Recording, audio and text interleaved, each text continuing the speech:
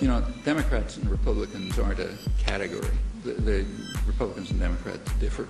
Like on the rare occasions when I vote, and they're pretty rare, sometimes I vote for Democrats, sometimes for Republicans, sometimes for somebody else. It's not a sharp split. They're two factions of the same party. We have a one-party state with two somewhat different factions with a lot of overlap. Business Party has a couple of factions. You find some differences between them. I wouldn't say there's no difference on the average. So what should you do in that case? Well, like everything, it's your own choice. Do you want to live in a democratic society, or do you want to live in the society we have, which, remember, is not a democratic society and is not intended to be? If you take a course in political theory here, I'm sure they'll teach you that the United States is not a democracy. It's what's called in the technical literature a polyarchy.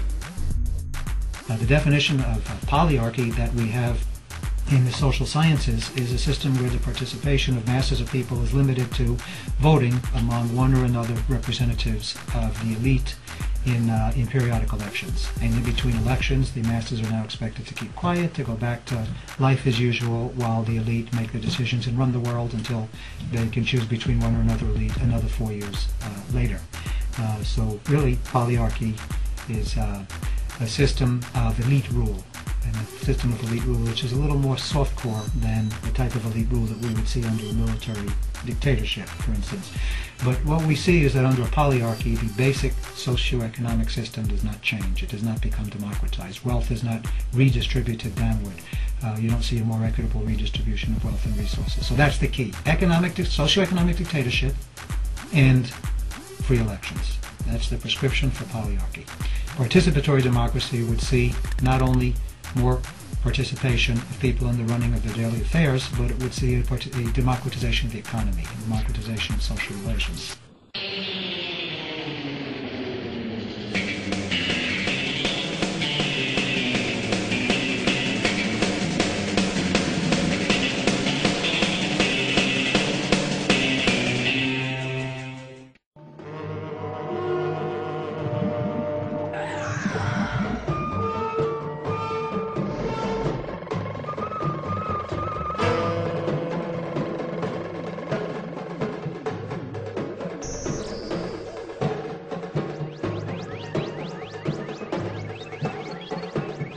With the presidential election looming, I thought I would take a letter from one of our viewers on the subject.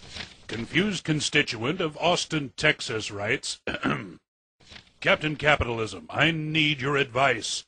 How should I judge the presidential candidates? On their knowledge of current events or on their stances on the issues? Help! Settle down there, constituent. Picking a president is easy peasy. Any idiot can do it. Millions do every 4 years. To be honest, a candidate's knowledge doesn't really enter into it. 9 of our presidents never even attended college. Andrew Johnson thought the world was flat. Luckily for the voting public, the American electoral system helps remove issues from the political process entirely. Take a divisive issue like gun control. Our political system distills the issue down to its 2 extremes by removing the gray areas of the issue. It then takes each remaining extreme and organizes them with other extremes of divergent, non-related issues. Issues like gun control, rights of the unborn, governmental taxation methods, society's responsibility to the poor, immigration, and the validation of global warming get lumped into 2 simple and easy-to-use categories, Democrat or Republican. It's like choosing between decaf and regular. Now that's a good cup of democracy.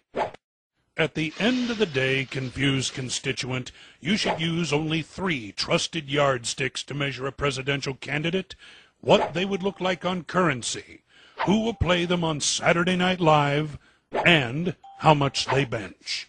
So, there you have it, confused constituent. Use this simple method to judge the candidates and we can't go wrong.